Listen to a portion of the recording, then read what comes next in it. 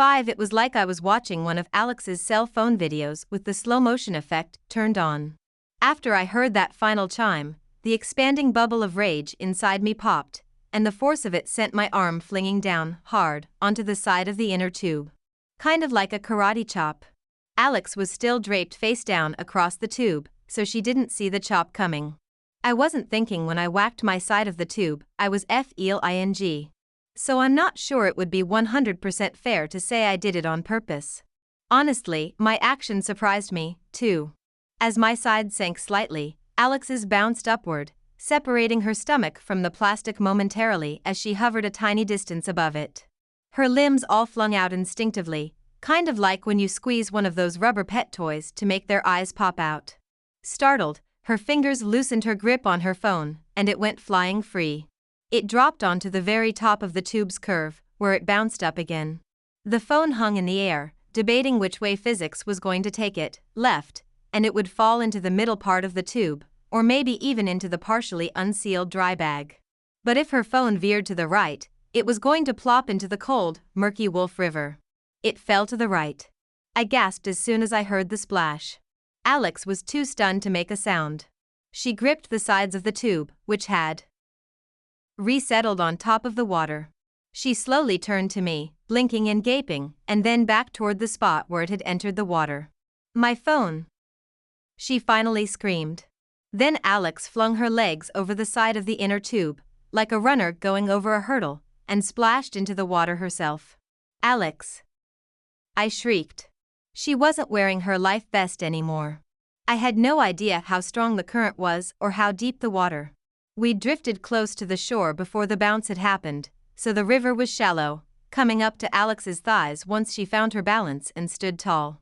I wondered if her flip-flops had managed to stay on.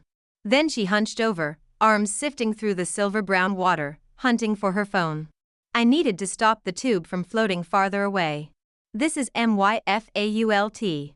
I had to help her, even if I hated that phone with a fiery passion. I tried to paddle the tube toward her, but no matter how furiously my arms cut through the water, the current kept pulling me downstream. Up ahead, our families had hit the river bend. I could hear Nolan's and Mateo's squeals as their tubes bounced along the patch of rapids. In seconds, they'd float out of view. "Hey! Help!"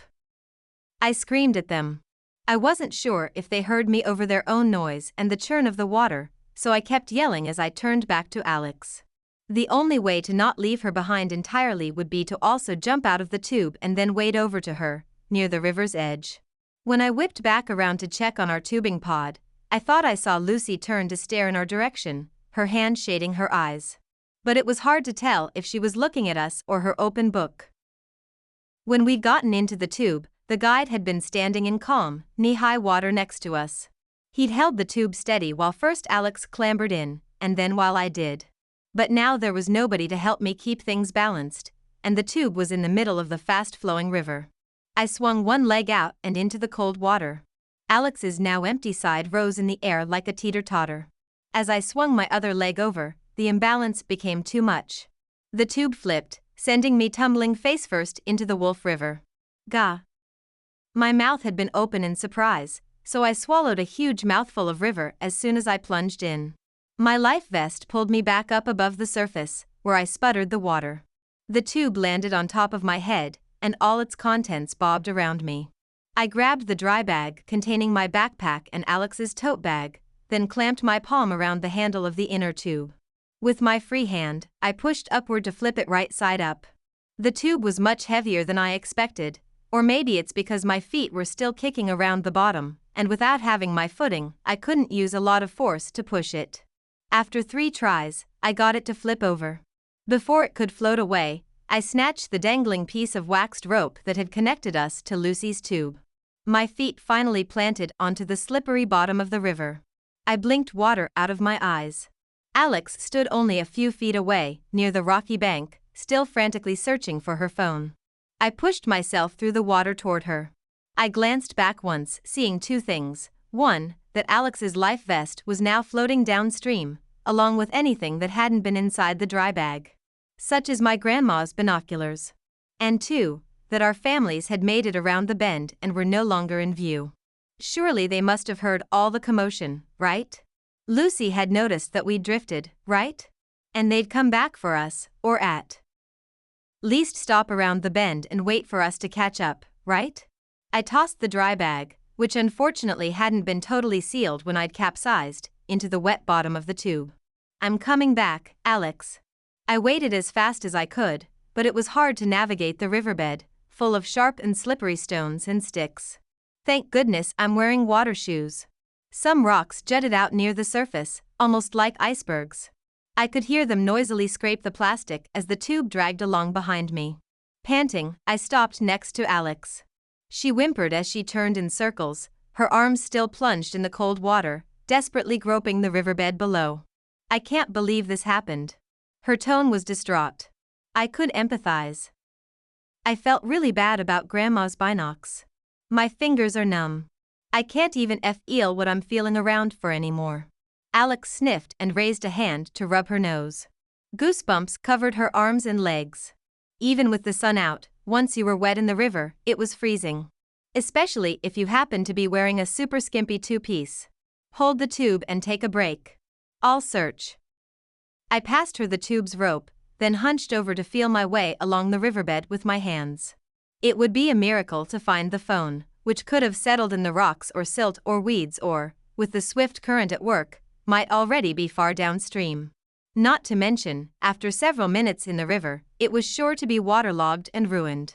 Especially because Alex's screen already had that one long crack zagging across it, definitely not watertight. But Alex was really upset, and I felt at least partly responsible, so I fished around for it anyway. Although Alex was supposed to be holding the tube, after a few minutes, she angrily shoved it onto the rocks, leaving it wedged in a spot crowded with fallen logs and branches, out of the water enough that it wouldn't float away. Then, shivering, she waded back to where I was still searching. Her teeth chattered. "You should stay out of the river for longer," I said. "Dry off. You're too cold." Soon, I would need to do the same. It's not like my one piece and shorts were keeping me much warmer. I could hardly feel my toes, even when I scrunched and wiggled them in my water shoes. Without a word, Alex slumped, splashed her way over to the tube, and dropped herself into it. The tube made a weird exhalation sound as she did, like a person having the wind knocked out of them. WHY haven't our parents circled back to us yet?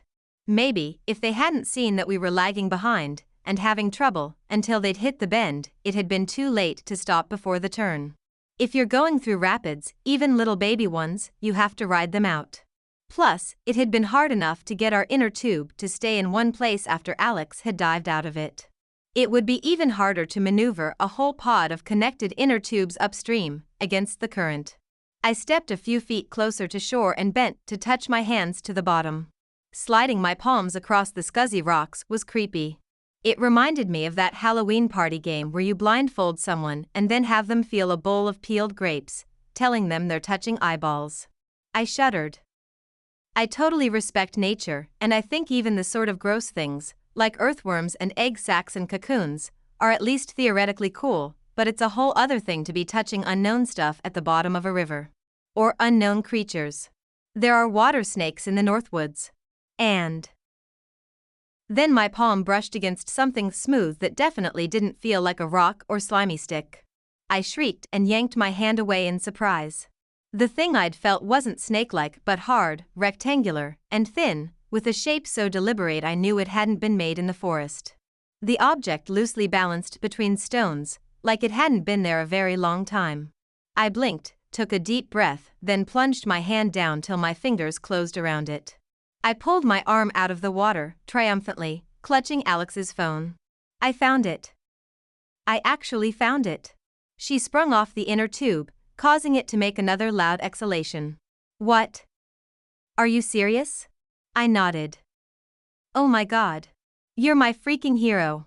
A smile overtook my face. This is he start of our turnaround. I mean, what SAYS love more than fishing around in a freezing cold river to rescue your friend's presumed dead phone. On numb feet, I stumbled over to her, holding out the phone like a prize. Alex reached to grab it.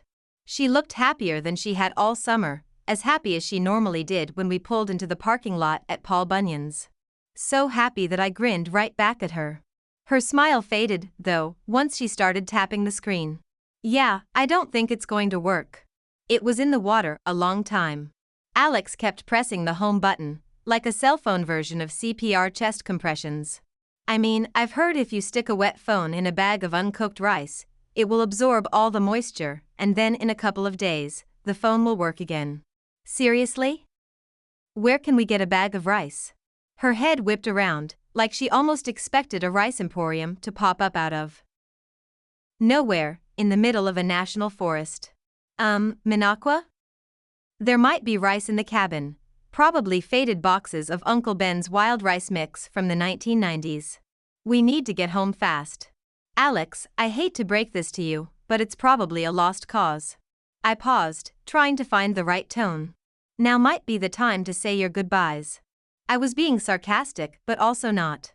I'm going to prepare a eulogy for those binoculars. I thought of all the times I'd used them to get up close and personal with loons gliding along Buttercup Lake. This isn't funny, Jocelyn. She pressed the home button again and made an anguished moan. Not at all. I turned away, staring in the direction of the river bend. I couldn't see anything beyond it, and there was no sign yet of our families coming back for us. Alex's life vest had floated away downstream, out of view. I swallowed hard, thinking of how much it would freak everyone out to see that drifting alone, before they knew we were perfectly fine. Ow. Alex frowned, slapping at a fly that had landed on her leg. They love wet skin, for some reason. I could see, and hear, a few others circling us. Maybe we should cover up, so we don't get eaten alive waiting here.